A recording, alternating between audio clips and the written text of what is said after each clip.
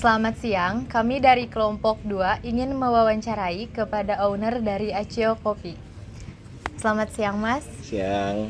Saya Meli Rahmawati dari kampus Politeknik LP3I Bandung. Izin mewawancarai kepada Masnya, kalau boleh tahu dengan Mas siapa ya? Mas Ande. Dengan Mas Andi. Ande. Ande, baik. Di sini saya izin bertanya tentang kafe di sini ya Mas.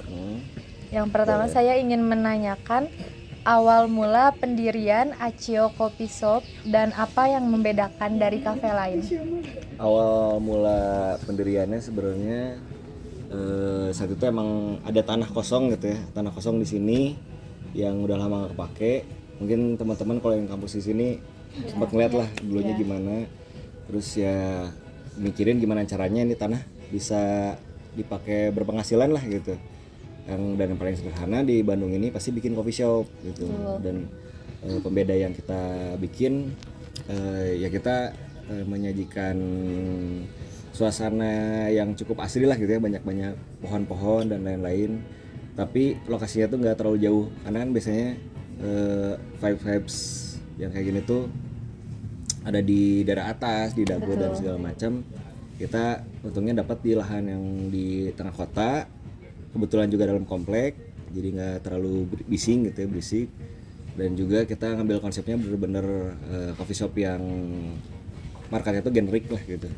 Generic itu dalam artian senatural itu, berasa kayak ya rumah nenek, tapi kita nangkring di rumah nenek lah gitu, atau rumah temen gitu. Si rasanya itu dari cara baristanya melayanin, dari konsep tempat duduknya, dan beberapa culture lah yang kita pertahankan gitu.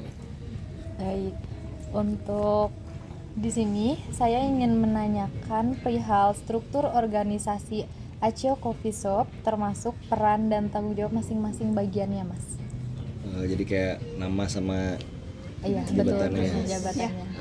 Dari saya sendiri sebagai owner dan founder juga.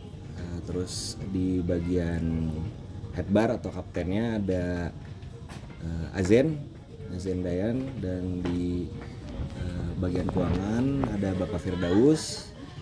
Lalu terus ada sisanya ada 3 barista. Berarti yang pertama namanya Sandy, yang kedua Siva, yang ketiga Zaki. Ya, itu si strukturnya. Baik. Lalu apakah ada strategi khusus yang diterapkan untuk menarik pelanggan melalui platform online? Sebenarnya dalam strategi khusus banget kita nggak ada ya, karena konsep yang awal itu yang generic itu mungkin biasanya pada nyebutnya marketing volume pertama lah gitu, benar-benar generic. Cuman akhirnya kita ngambil ciri khas tuh benar-benar mencerminkan orang-orang yang ada di sini untuk media online-nya, media sosialnya tuh dari online-nya.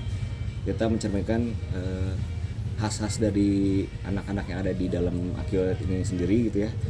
Jadi kayak tidak terlalu yang kaku, mungkin kayak beberapa coffee shop ada kayak gridnya, ada apanya, mungkin postingannya bentukannya tuh tersusun lah.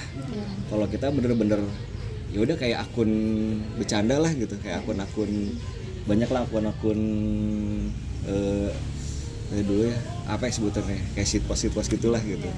Biar senatural itu, biar senyaman itulah kita juga ngoprek naruhnya gitu. Jadi ciri khasnya ya dibikin natural aja, gimana gaya-gaya kita gitu. Baik. Gitu. Lalu apa saja sih kendala yang pernah dihadapi oleh Acio Coffee Shop ini dalam mengaplikasikan strategi pemasaran, khususnya di digital? Terus ininya apa? Kendalanya tuh yang udah pasti gitu di Bandung coffee shop udah pasti banyak dan saingannya juga banyak. Mau kita seaneh apapun di sini tuh banyak banget yang lebih aneh lagi, lebih ekstrim lagi. Ya kendalanya di situ aja sih, kelelep sama pesaing lain gitu. Kayak kita mau lucu-lucu, kita bisa lihat ada, mungkin kalian juga tahu Seko, kopi Seko yang Bagas dan kawan-kawan tuh. ada yang ya itu sih ketimpa dengan yang coffee shop yang brandnya lebih gede dan juga di media sosialnya mungkin udah lebih tinggi, itu aja sih kendalanya.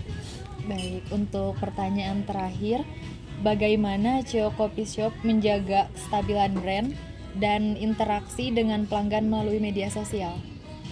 Untuk pertama kestabilan brand, yang pasti kita konsisten dengan karakter kita, dengan postingan yang nggak terlalu kita pikirkan, dengan postingan semakin kita nggak pikirin berarti semakin natural yang kita keluarin untuk medianya kan gitu.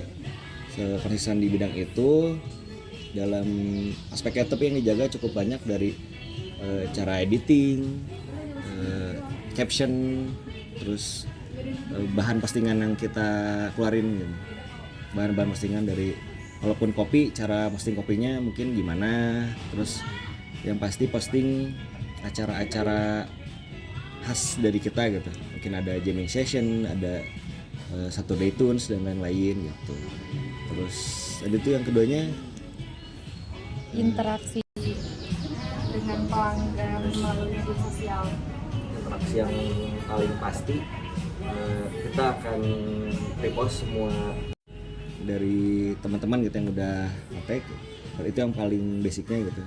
Kedua, kita akan ada, kalau yang udah akrab dan udah dekat, kita pasti fallback, kita pasti jadi ada sentuhan-sentuhan emosional lah antara customer apa yang udah dekat gitu. Dan juga di next postingan kita juga tag atau mungkin kita bahas juga teman-teman yang ada customer misalnya udah dekat sama kita, kadang kita jadi bahan postingan juga, kita tag juga, dia bisa repost gitu. Jadi ya lebih ikatan emosionalnya diperkuat gitu. Baik. Mungkin untuk pertanyaan yang dapat kami tanyakan cukup sekian ya Mas. Terima kasih atas jawabannya yang sangat memenuhi dari segala pertanyaan yang kami berikan kepada Masnya. Mohon maaf kami telah mengganggu waktu Masnya, dan saya ucapkan terima kasih banyak ya Mas. Terima kasih Mas.